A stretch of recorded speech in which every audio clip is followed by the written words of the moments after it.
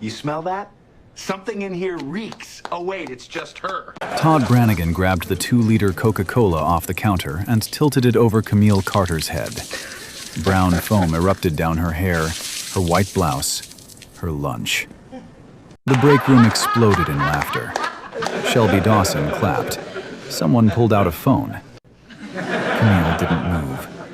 Coca-Cola dripped from her chin onto the table. Nobody spoke. She looked up. Her voice barely carried. I'm sorry, did I do something wrong? Todd leaned closer. I've seen your file. Nothing special. So whose bed did you climb out of to climb in here? More laughter. Chairs scraped. She let the Coca-Cola drip. She let them laugh. Because Camille Carter didn't need to fight back. She just needed them to keep going long enough to hang themselves. Let me take you back to the beginning. 3 weeks before that break room. 3 weeks before the Coca-Cola. Before the laughter, the stained blouse, and the moment that would end careers and start a federal investigation. Camille Carter woke at 5:45 on a Monday morning. The apartment was quiet. Simple. A 2-bedroom unit on the east side of Columbus, Ohio. Clean counters, second-hand couch, a small coffee maker gurgling on the kitchen counter. Nothing about this place screamed money. Nothing about it whispered power. That was the point. She stood in front of the bathroom mirror and pulled her braids into a low bun. She chose a white cotton blouse, pressed black slacks, flat shoes, comfortable enough to stand in all day. She packed her own lunch, turkey on wheat, an apple, a bottle of water. Her husband sat at the kitchen table, scrolling through his tablet. He wore a plain gray t-shirt and joggers. His watch caught the light. A Patek Philippe, the only visible crack in their careful disguise. He glanced up as she grabbed her keys. "First day. Are you nervous?" "Excited," she said. He smiled. "You sure you don't want me to—" "No." She kissed his forehead. "I do this myself. That was the deal." Derek Carter nodded. He didn't push it. He understood. His wife had a master's degree in supply chain management. She'd graduated top of her class. She didn't need his name to open doors. She wanted to walk through them on her own feet. What she didn't say, what she kept folded tight inside her chest, was that she needed to prove it to herself. Not to him, not to the world, to the voice in her own head that sometimes asked whether people saw her or just saw his shadow. So she drove her Honda Civic to the outskirts of Columbus, past strip malls and gas stations, until she reached a gray concrete building with faded blue letters on the front. Apex Distribution Solutions. The parking lot smelled like diesel and hot asphalt. Trucks idled along the loading dock. A cigarette butt rolled across the pavement in the morning wind. Inside, fluorescent tubes cast a pale greenish light over rows of cubicles, scuffed linoleum, and a break room with a stained microwave and a vending machine that hummed like a dying refrigerator. This was not a glamorous place. This was a warehouse office hybrid where 63 employees moved product, filed invoices, and watched the clock. Most of them were white. 3 were black. Camille made 4. She didn't know that yet. She would learn it soon enough. Her desk was supposed to be in the operations wing, near the logistics team. Instead, a woman from HR, Donna Pruitt, short hair, tight smile, walked her past the cubicles, past the conference room, down a narrow hallway lined with filing cabinets, and stopped at a folding table wedged between a supply closet and a fire extinguisher. "This is temporary," Donna said. She didn't make eye contact. "We are still figuring out space." The table wobbled when Camille set her bag down. She didn't complain. She opened her laptop and got to work. By noon on that first day, she'd already mapped 3 inefficiencies in the shipping workflow. By the end of the week, she'd drafted a full optimization report, 12 pages, color-coded, with projected cost savings of $200,000 annually. She emailed it to her supervisor, Todd Brannigan. Todd printed it out. He presented it at Monday's team meeting. He never mentioned Camille's name. Not once. When she raised her hand to speak, he looked right through her like she was glass. That was day 5. Between day 1 and day 5, smaller things piled up like gravel in a shoe. Shelby Dawson removed Camille from the team email chain. A coworker asked if she was the temp. Someone left a note on her desk. Supply closet key, since that's more your speed. Camille wrote everything down. Dates, times, names, exact words. She kept a small black notebook in her purse, and every evening she transferred the notes to a locked file on her personal laptop. She told no one. Not yet. But someone noticed. Nina Holloway, a black woman in her late 40s who'd worked reception and admin at Apex for 12 years, caught Camille writing in that notebook one afternoon. She didn't say anything. She just walked past, paused, and gave one small nod. That nod said everything. I see you. I know. Keep going. Camille closed the notebook and slipped it back into her purse. Outside the window, the afternoon sun hit the parking lot and turned the asphalt into a shimmer of heat. Something was building. She could feel it in the air. Thick, electric, like the pressure before a summer storm. The second week started with silence. Not the peaceful kind. The kind that wraps around you like wet cloth. Heavy, deliberate. The kind that tells you everyone already decided something about you before you walked through the door. Camille felt it the moment she stepped into the hallway Monday morning. Conversations stopped. Eyes darted. Shelby Dawson whispered something to a coworker near the copier, and both of them laughed without looking up.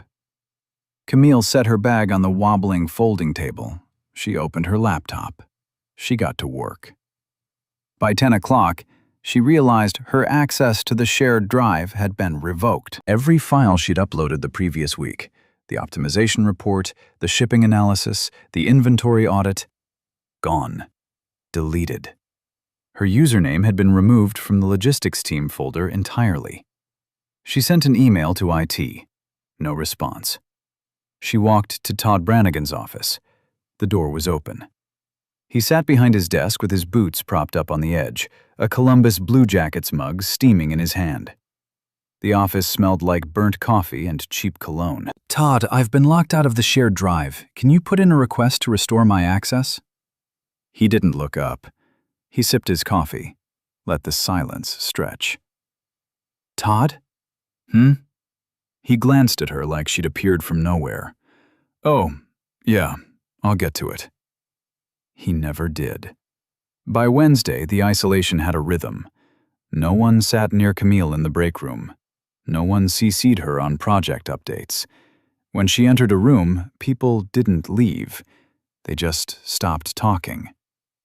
It was worse than hostility. It was erasure. She ate lunch alone at her folding table each day.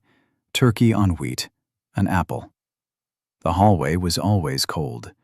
The filing cabinets hummed with the vibration from the warehouse next door. On Thursday morning, she found something taped to her desk, a can of Coca-Cola.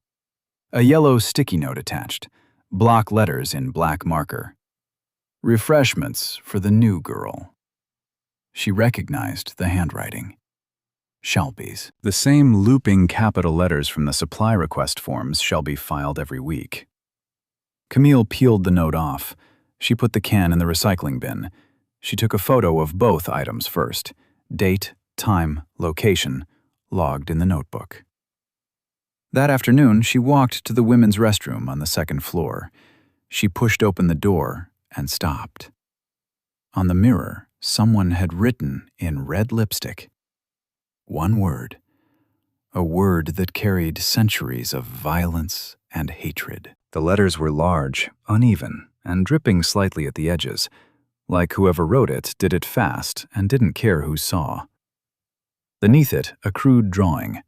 A stick figure with exaggerated features, an arrow pointing to it labeled New Girl. The bathroom smelled like industrial soap and something floral. Air freshener, maybe, trying to cover up the staleness. The fluorescent tube above the mirror flickered. Camille's reflection stared back at her through the red letters. She didn't cry. Her stomach clenched. Her throat tightened. But she didn't cry. She pulled out her phone and photographed everything. 3 angles, close up on the handwriting, wide shot of the full mirror. She checked under the stalls. Empty.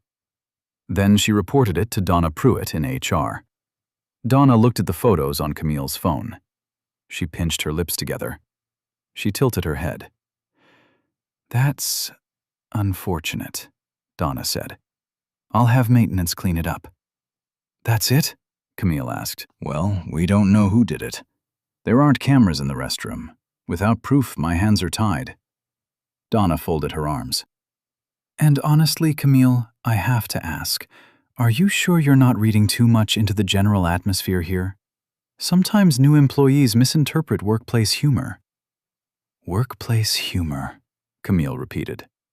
"People here joke around. It's a blue-collar environment. Thick skin goes a long way."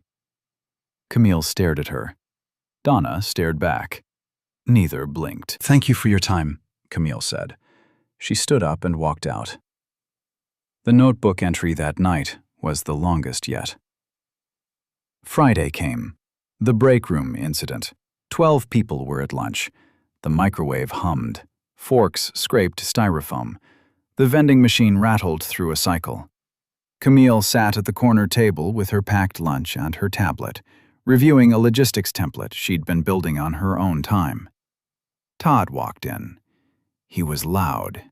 He was always loud. He carried a 2-liter bottle of Coca-Cola in one hand and a bag of chips in the other.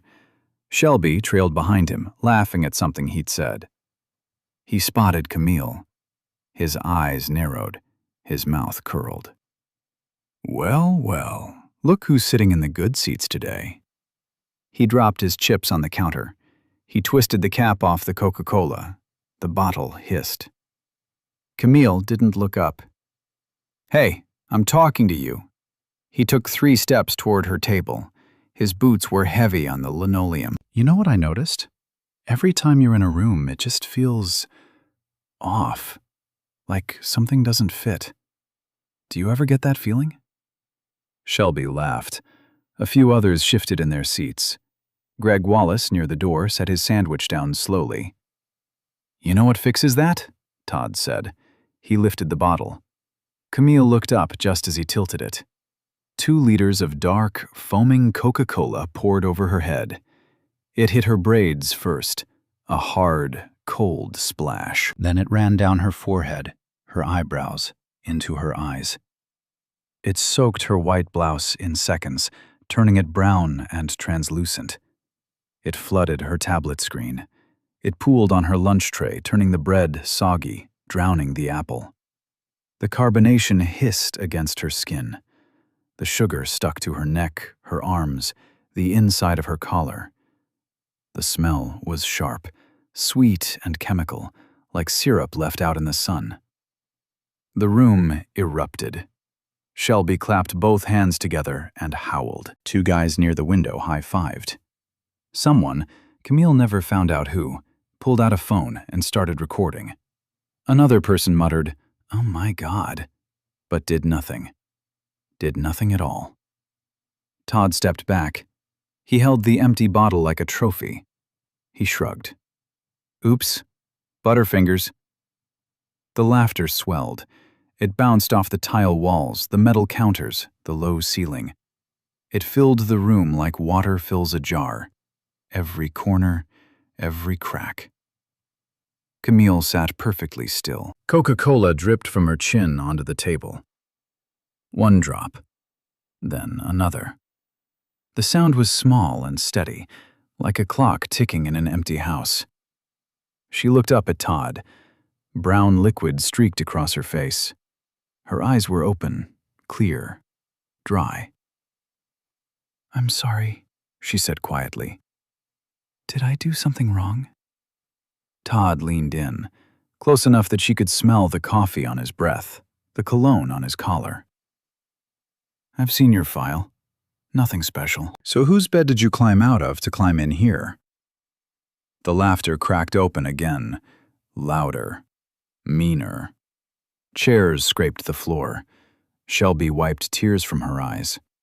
Greg Wallace stood halfway up from his seat. His mouth opened. Todd shot him a look, one look, and Greg sat back down. He stared at his plate. His hands were shaking. Near the doorway, a figure stood motionless. Nina Holloway. Her phone was in her right hand, held low against her hip. The red recording light blinked once.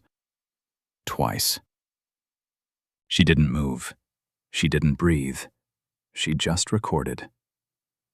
Camille pushed her chair back. It scraped against the floor, a sharp, clean sound that cut through the noise. She stood. Coca-Cola ran down her slacks, over her shoes, onto the linoleum. She didn't yell. She didn't cry. She picked up her tablet, screen cracked, sticky, ruined, and her purse. She looked at Todd one more time.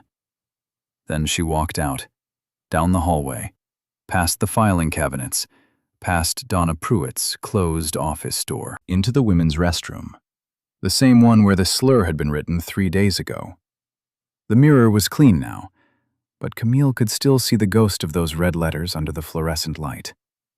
She locked the door, set her purse on the counter, gripped the edge of the sink with both hands. Her reflection stared back. Brown liquid matted her hair. Her blouse clung to her shoulders. Her mascara hadn't run. She'd stopped wearing it after the first week. Her hands trembled. Her breath came in short, tight pulls. She pressed her forehead against the cold glass of the mirror and closed her eyes. 3 seconds. She gave herself 3 seconds. Then she stood up straight, washed her face, dried her hands, pulled out her phone. 1 contact. 2 words. "Come now." She let the Coca-Cola drip. She let them laugh. Because Camille Carter didn't need to fight back. She just needed them to keep going long enough. To hang themselves. Camille drove home that Friday evening with the windows down. The summer air was warm and thick. It smelled like cut grass and gasoline. Her blouse was still damp. The Coca-Cola had dried into a sticky film on her skin. Her hair felt heavy, matted, wrong. She didn't turn on the radio. She just drove. Derek was waiting at the kitchen table when she walked in. He looked up from his tablet. His face changed the moment he saw her. The stained blouse, the flat expression, the way she set her purse down too carefully, like she was holding something fragile inside herself, and one wrong move would break it. Camille. She sat down across from him. She placed both hands flat on the table. She told him everything. The Coca-Cola, the laughter, Todd's words, the phone recording, the sticky note, the bathroom mirror, HR's shrug, all of it. Slow, steady, in order, like she was reading from a report. She didn't cry. Her voice didn't shake. But Derek knew his wife. He saw the tightness in her jaw, the stillness in her eyes, the way she pressed her fingertips into the wood like she was trying to anchor herself to something solid. Derek didn't interrupt. He listened with his whole body. His back straightened. His hand closed around his coffee mug, slowly, steadily, until the knuckles went pale. A muscle in his jaw jumped, once, twice. When she finished, the apartment was silent. The refrigerator hummed. The evening light came through the window in long, gold bars across the floor. "I'll shut it down tonight," he said. His voice was quiet, controlled. The kind of quiet that sits right on top of fury. "No." He looked at her. "Not yet," she said. "I want the full picture. I want every name, every incident, every dollar he's stolen. I want a case so clean that no lawyer, no union rep, no PR firm can spin it. Give me one more week. Derek held her gaze. His jaw worked. His fingers tapped the table once. He exhaled through his nose, a long, slow breath that carried the weight of everything he wanted to do and couldn't. Not yet. 1 week, he said. Then I walk in there by myself.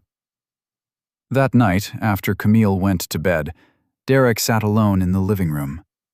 The apartment was dark except for the blue glow of his phone. He called Patricia Edmonds, General Counsel of Horizon Global Industries. I need a full audit of Apex Distribution Solutions, he said. Employment records, HR complaints, expense reports, security footage, everything from the last 5 years. Quiet. No one at Apex knows. Patricia didn't ask why. She'd worked with Derek for 8 years. She knew that tone. You'll have it by Wednesday, she said. Monday morning, week 3. Camille walks back into Apex Distribution Solutions wearing a fresh blouse and the same flat shoes. Her notebook was in her purse. Her phone was fully charged. Her face gave away nothing. Todd was already in the operations wing, holding court. He leaned against the doorframe of his office with his arms crossed, watching Camille walk past. He didn't say anything. He just smiled. The kind of smile that says, I own this place and your entertainment. By 10 o'clock, Camille discovered that Todd had reassigned her 2 remaining projects to Shelby. Her name had been removed from the logistics planning board entirely. When she checked her email, she found a formal memo from Todd, CC'd to Donna Pruitt, placing her on a performance improvement plan. 3 weeks on the job. APIP. The memo cited failure to meet role expectations, inability to integrate with team culture, and repeated disruptions to workflow. Every line was a lie. Every word was a brick in the wall Todd was building around her. Camille read it twice. She saved it. She forwarded it to her personal email. She photographed the logistics board with her name erased. She logged it all. Then she did something Todd didn't expect. She went to the warehouse. Todd had assigned her inventory duty as punishment, the most tedious, low-status task in the building. Counting boxes, scanning barcodes, checking lot numbers against shipping manifests in a cold, windowless space that smelled like cardboard and machine oil. Camille didn't mind, because the warehouse was where Todd kept his secrets. It took her 2 days to find the pattern. Expense reports filed under vendor codes that didn't match any supplier in the system. Purchase orders for equipment that never arrived. Invoices from a company called Ridgeline Consulting, a company that, as far as Camille could tell, didn't exist. Todd had been skimming. Not a lot at first, a few hundred here, 1,000 there, but over 5 years, the numbers added up. Camille estimated somewhere north of $180,000 in fraudulent expenses, all approved by Todd, all overlooked by Donna Pruitt. She copied the files to a flash drive. She photographed the physical invoices. She cross-referenced every entry with the receiving logs she'd been forced to audit. The punishment had become the weapon. Wednesday evening. The audit from Patricia Edmonds landed in Derek's inbox. It confirmed everything Camille had found, and more. 3 previous employees of color had filed informal complaints against Todd. All 3 were counseled by Donna Pruitt. All 3 left within months. 2 signed NDAs in exchange for small severance packages. 1 simply disappeared from the records. No exit interview, no forwarding address, nothing. The pattern was clear. Todd targeted, Donna covered. The company looked away. Thursday night, late shift. The warehouse was nearly empty. Camille was in aisle 14, scanning pallets under the cold blue glow of the overhead LEDs. The concrete floor was smooth and cold beneath her shoes. Forklifts sat silent in the loading bay. The building creaked and settled around her. She heard his boots before she saw him. Todd appeared at the end of the aisle. He walked toward her slowly, hands in his pockets. He stopped 6 feet away, then 5, then 4. He positioned himself between Camille and the exit. Behind him, a pallet jack blocked the only other way out. "Working late," he said. It wasn't a question. Camille held her scanner steady. "Finishing the audit." "See, that's your problem." He took another step. "You don't know when to stop." The overhead lights buzzed. A pipe somewhere in the ceiling dripped. A faint metallic tap against concrete. Todd's shadow stretched long across the floor. "I've been here 15 years, he said. His voice dropped low, almost a whisper. 15 years. I built this operation. I trained every person on this floor. And then they send me you." He tilted his head. "You think your little notes scare me? Your little phone pictures? I am this place. And you're nothing. You're nobody. By the time I'm done, you won't even get a job mopping floors." He was close now, close enough that Camille could see the broken capillaries in his nose, the coffee stain on his collar, the dull gleam of sweat on his forehead. His breath was warm and sour. Camille didn't step back. Her heart hammered. Her fingers tightened around the scanner. But her face stayed still. Stone still. "Are you finished?" she said. Something flickered in Todd's eyes. Surprise, maybe. Or the first faint tremor of doubt. He stepped aside, slowly, like he was granting permission she hadn't asked for. Camille walked past him without looking back. Her shoes clicked on the concrete, steady, even, unhurried. She turned the corner. She pushed through the exit door into the cool night air. What Todd didn't see, what he never thought to look for, was the security camera mounted in the upper corner of aisle 14. A small black dome with a tiny red light. It had recorded everything. Every step, every word, every inch of space he closed between them. Friday morning. Camille met Greg Wallace in the parking lot before shift. He was leaning against his truck, arms crossed, eyes on the ground. "I can't sleep," he said. "Not since the break room. I keep seeing it." Camille waited. "He's done this before. You know that, right? 3 people before you, all gone, all quiet. He made them sign papers." Greg's voice cracked. "I watched it happen every time. I never said a word." "You're saying something now," Camille said. Greg nodded. He pulled a folded paper from his jacket pocket. A handwritten statement. Names, dates, incidents. Everything he'd witnessed in 4 years under Todd Brannigan. Camille took it. "Thank you, Greg." "What are you going to do?" he asked. She looked at the building. Gray concrete, blue letters. The morning sun hit the windows and turned them into rectangles of white fire. "My husband is coming on Monday," she said, "and he's bringing lawyers." Monday morning, 8:45. The parking lot at Apex Distribution Solutions was half full. Trucks idled at the loading dock. A thin fog hung over the asphalt, catching the early light and turning it silver. The air smelled like exhaust and damp concrete. Inside, the mood was electric. Word had spread Friday afternoon. Someone from the parent company was visiting. No one knew the details. No one even knew what Horizon Global Industries looked like at the top. Derek Carter had built his empire quietly.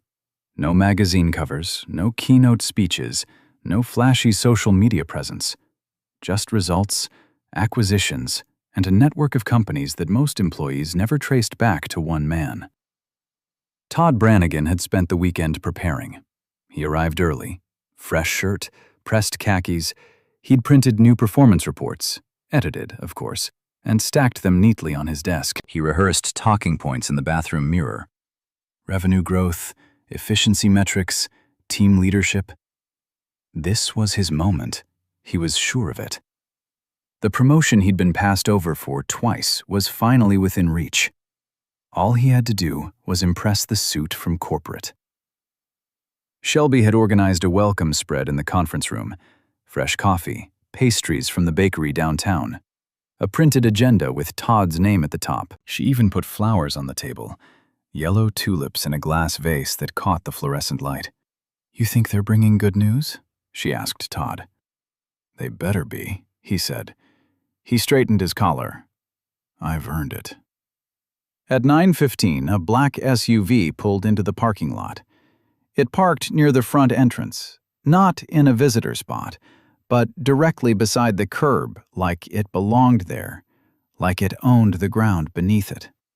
2 doors opened, then 2 more. Derek Carter stepped out first. Dark navy suit, white shirt, no tie. His shoes were polished to a mirror finish. His posture was straight, shoulders back, chin level. He moved like a man who didn't need to rush because the world waited for him, not the other way around. Patricia Edmonds walked beside him. Gray blazer, leather briefcase, reading glasses perched on her head. Behind them, 2 more attorneys from Horizon's legal team and 1 private security consultant, broad-shouldered, silent, hands clasped in front. They entered through the front door. The receptionist looked up. Her smile started automatically, the trained corporate greeting. Then it faltered. She looked at Derek, looked at Patricia, looked at the security consultant. Her hand drifted toward the phone on her desk but stopped midair. "Can I help?" "Derek Carter, CEO of Horizon Global Industries," Patricia said. "We're expected." They weren't, but no one was going to say that. The group walked through the main floor. Heads turned. Keyboards stopped clicking. A coffee mug paused halfway to someone's lips. The whisper started at the reception desk and rippled outward through the cubicles like wind across a wheat field. Todd saw them coming. He squared his shoulders. He stepped forward from his office doorway, arm extended, smile wide. The biggest smile anyone at Apex had ever seen on his face. "Welcome to Apex, Todd Brannigan, Regional Operations Manager." His hand hung in the air. "We've been looking forward to—" Derek didn't take it. He didn't even slow down. His eyes had already moved past Todd, past the cubicles, past Shelby and her tulips, past the conference room and the fresh coffee. He was looking down the narrow hallway, past the filing cabinets, to the folding table wedged beside the supply closet. Camille stood there, quiet, still, a faint brown stain on the wall behind her, left over from a second, smaller Coca-Cola incident earlier that week. Her hands were at her sides, her face was calm. Derek walked straight to her. Every eye in the building followed him. 63 employees. Dead silent. He reached her. He put one arm around her shoulders. He kissed her forehead. His voice was soft, but carried in the silence like a stone dropped into still water.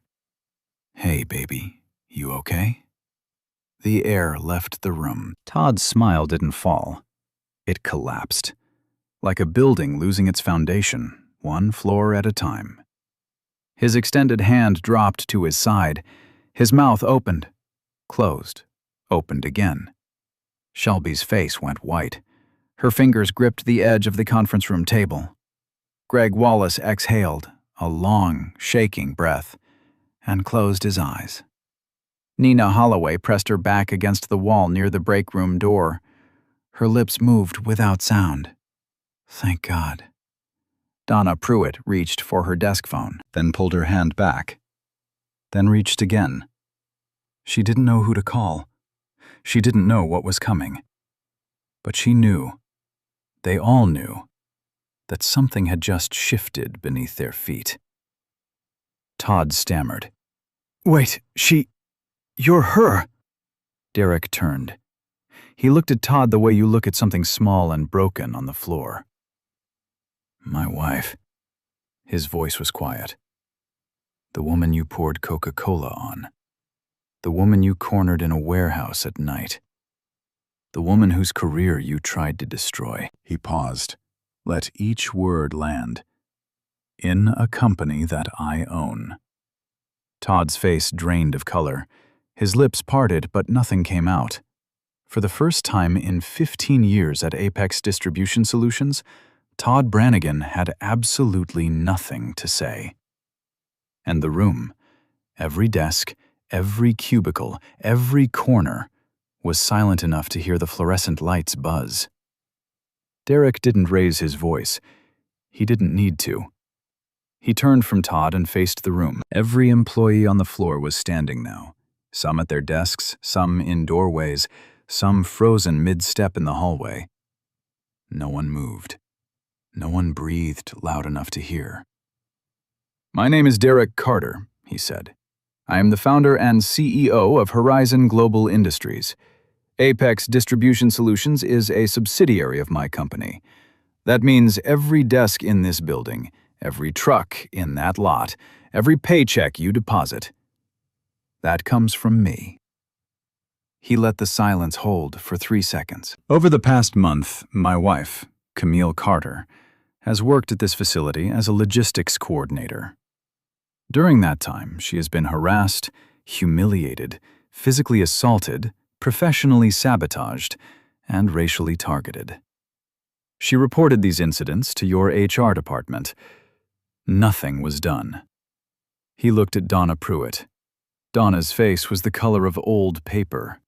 Her hand was still hovering near her phone. "I am also aware," Derek continued, "of fraudulent expense reports totaling over $180,000, falsified performance reviews, suppressed complaints, and a pattern of racial discrimination going back at least 4 years, involving multiple former employees who were pressured into silence." Patricia Edmonds stepped forward. She opened her briefcase on the nearest desk and spread 3 folders across it. Her voice was clipped, precise, and carried the weight of a woman who had done this many times before. "We have video evidence of the assault in this break room. We have security footage from warehouse aisle 14 showing physical intimidation. We have written testimony from current and former employees. We have documentation of falsified vendor invoices and fictitious consulting contracts." She closed one folder and looked directly at Todd. "Mr. Brannigan, your employment is terminated effective immediately. For cause." Todd's mouth opened. "Now hold on, you can't just—" "It's done," Derek said. He nodded to the security consultant. The consultant stepped forward, calm, professional. He extended one hand toward Todd, not grabbing, not threatening, just directing, the way you guide someone toward a door they don't want to walk through. "Your badge," Patricia said. Todd's hand went to the lanyard around his neck. His fingers fumbled. The clip stuck. He yanked it once, twice. The lanyard snapped. He held the badge out. The consultant took it. This is a setup," Todd said. His voice cracked at the edges. "She came here to trap me. This whole thing was documented," Patricia said. "Every incident, every dollar, every word. You built this case yourself, Mr. Brannigan. We just collected it." Todd looked around the room, searching for an ally, a sympathetic face, anything. He found nothing. Shelby stared at the floor. Greg looked away. The break room crowd, the same people who had laughed, clapped, and recorded, sat frozen in their chairs with their eyes down. The security consultant walked Todd through the main floor, past the cubicles, past the reception desk, past the yellow tulips Shelby had arranged that morning. Every step echoed on the linoleum. No one spoke. No one even whispered.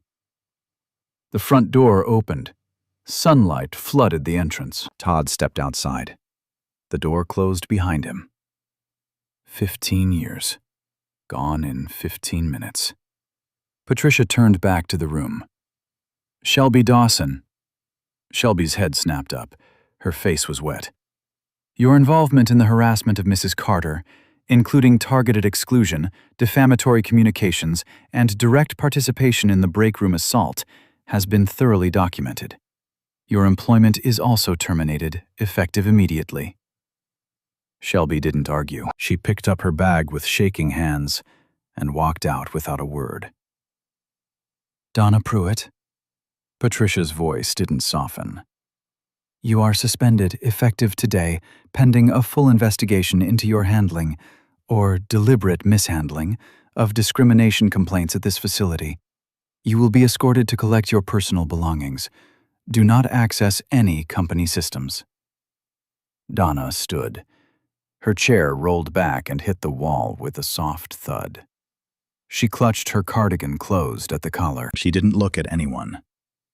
2 additional employees, identified in the investigation as active participants in the harassment, were terminated before noon. By 1 o'clock, the office was half empty and completely silent. Camille stood near the window in the conference room. The yellow tulips sat untouched on the table. The pastries were cold. The coffee was still full. Derek walked in and stood beside her. He didn't say anything. He just put his hand over hers on the table. Outside, Todd Brannigan sat in his truck in the parking lot. He hadn't started the engine. He stared through the windshield at the gray building with the faded blue letters. Then he drove away. Slowly. Like a man who had just realized the road ahead was very, very long. And very empty. The story didn't end when Todd's truck pulled out of the parking lot. It was just beginning.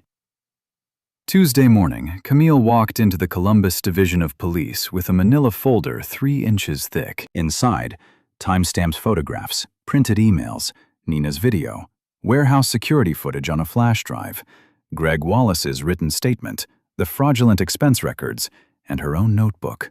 31 pages of handwritten entries covering every incident from day 1. Detective Aaron Sullivan opened the folder. He read the first page, then the second. Then he closed it and looked at Camille. How long did this go on? 3 weeks for me, she said. 4 years for everyone else. Sullivan assigned 2 investigators to the case by that afternoon. The charges came fast. The Columbus City Attorney's Office filed criminal complaints against Todd Brannigan on 3 counts: assault in the 4th degree for the Coca-Cola incident, criminal menacing for the warehouse intimidation, and fraud for the falsified expense reports totaling over $180,000. Todd was arrested at his home on a Wednesday morning.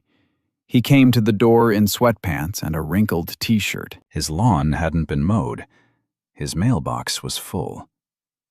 The neighbors watched from their porches as 2 officers walked him to the cruiser. He didn't resist. He didn't say a word. He just stared at the ground, like it might open up and swallow him. The same week, the Equal Employment Opportunity Commission opened a parallel investigation into Apex Distribution Solutions.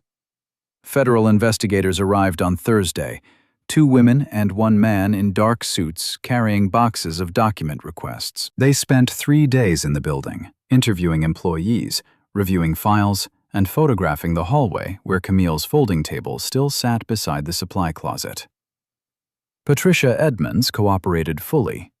She turned over every internal audit finding, every suppressed complaint, every NDA signed by former employees under pressure. Horizon Global Industries issued a public statement that Friday. Derek's name was at the bottom, but the words had Patricia's precision. The company acknowledged systemic failures at Apex Distribution Solutions. It committed to a full restructuring of management, an independent review of HR practices across all subsidiaries, and a zero-tolerance policy for discrimination and retaliation.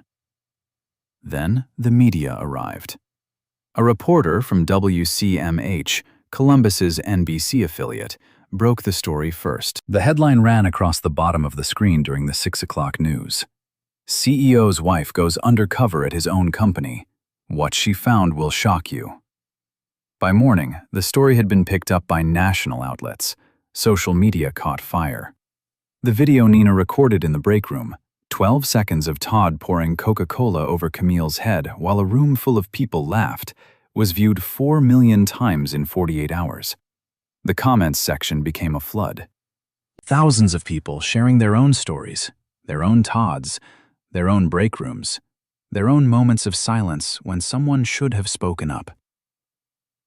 The trial began 6 weeks later. Judge Ruth Coleman presided. Courtroom 4B, Franklin County Court of Common Pleas. The gallery was packed. Reporters in the front rows, community members behind them, a sketch artist in the corner. 2 cameras were permitted outside the building.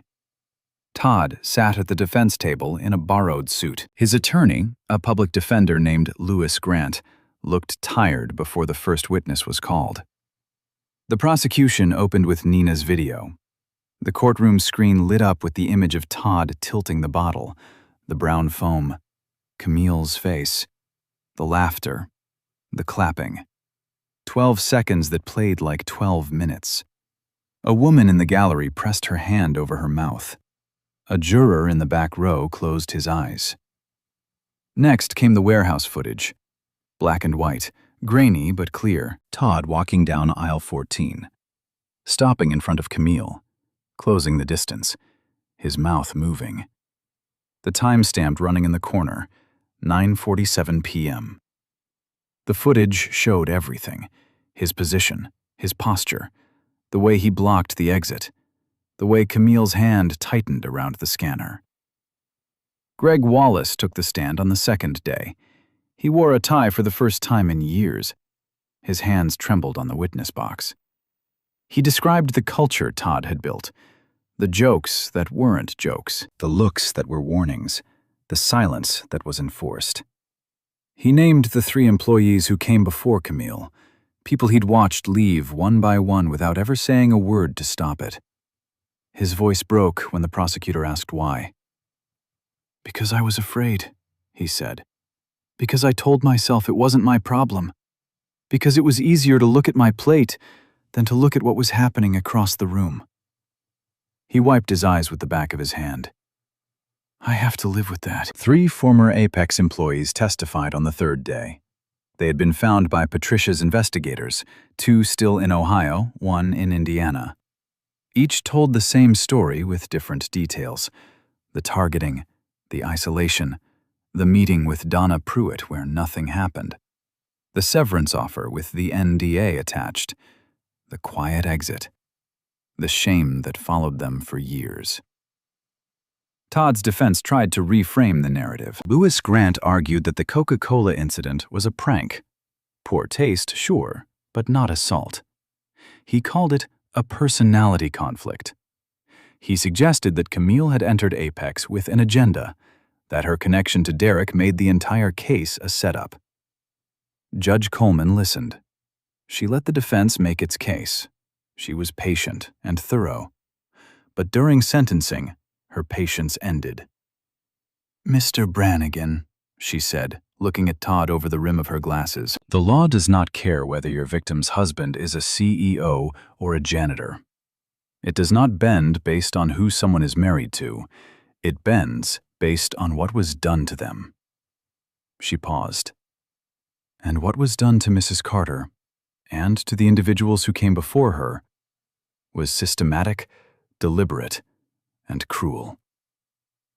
The sentence: 18 months in state prison, 3 years supervised probation, mandatory completion of racial sensitivity and workplace conduct training, 200 hours of community service, a permanent restraining order barring contact with Camille Carter and all former Apex employees who testified.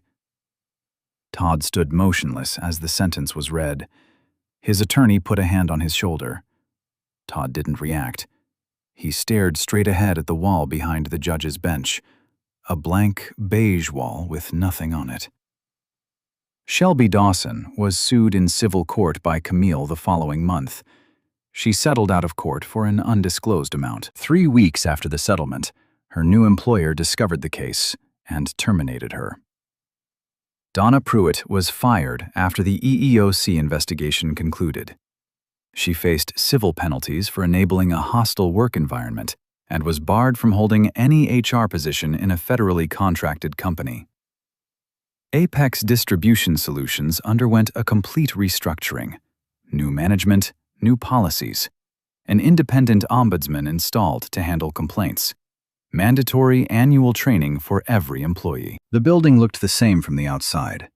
Gray concrete, faded blue letters, trucks at the loading dock. But inside, everything had changed. 6 months later, the folding table in the hallway was gone. In its place, a proper office. Glass door, nameplate on the wall. Camille Carter, Director of Operations. She'd earned it. Not because of Derek, not because of the trial or the headlines, or the 4 million views on Nina's video. She earned it because in the weeks after the restructuring, when Apex Distribution Solutions was bleeding staff and scrambling to rebuild, Camille was the one who stayed. She was the one who rewrote the shipping protocols, redesigned the warehouse workflow, and rebuilt the logistics system from the ground up. The same system Todd had taken credit for. The same system she'd optimized in her first week, back when no one bothered to learn her name. The staff who remained respected her, not out of fear, not out of obligation, because they watched her work. They saw her stay late. They saw her eat lunch in the break room, the same break room, and never once mention what happened there. Nina Holloway sat at the front desk now, office manager. She ran the building with quiet authority and a memory that missed nothing. New hires learned fast that Nina didn't tolerate whispers, side eyes, or break room politics. Not anymore. Not ever again. Greg Wallace led the warehouse team. He'd volunteered for the company's new mentorship program, pairing senior staff with new employees to make sure no one sat alone at a folding table in a hallway. He told Camille once that he slept better now. Not great, but better. Horizon Global Industries used the Apex turnaround as a case study. Every subsidiary received new anti-discrimination protocols modeled on the reforms Camille helped design. An anonymous reporting hotline was installed company-wide. Dare presented the initiative at a national conference on corporate culture. He stood at the podium, looked out at the audience, and said one thing that made the room go quiet. "I didn't do this because Camille is my wife. I did it because it was right." But I'll be honest, knowing it was my wife made me realize how many people go through this without anyone in their corner. That's the part that keeps me up at night. Camille declined most media requests. She didn't want to be a symbol. She didn't want to be a headline. She wanted to do the work. But she did write one thing, a personal essay, published in a major outlet. It wasn't long, 1,200 words. She didn't write about revenge. She didn't write about Todd or Shelby or Donna. She wrote about the folding table, about the hallway, about what it feels like to sit in a space where everyone has silently agreed that you don't belong. One paragraph near the end read, "The Coca-Cola dried, the stain came out, but the memory of 12 people laughing while it happened, that doesn't wash off. That stays. And it stays not because of the cruelty of one man, but because of the silence of everyone else." The essay was shared over 200,000 times. On a Tuesday morning in October, Camille woke at 5:45. The apartment was quiet.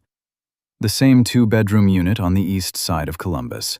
Clean counters, the coffee maker gurgling. Sunlight just starting to reach the kitchen window. Eric was at the table, tablet in one hand, a spatula in the other. He was making eggs. Badly. The pan was smoking. He grinned at her like a man who had not yet realized the toast was burning. "Morning, Director." She laughed. A real laugh. The kind that starts in the chest and fills the room. She poured herself coffee. She sat down across from him. She opened her laptop and reviewed the morning's operational reports. Outside, the sky was wide and clear and impossibly blue. The apartment still looked simple, still looked modest, but something about it felt different now. Lighter. Like a window had been opened that no one could close again. So here's my question for you.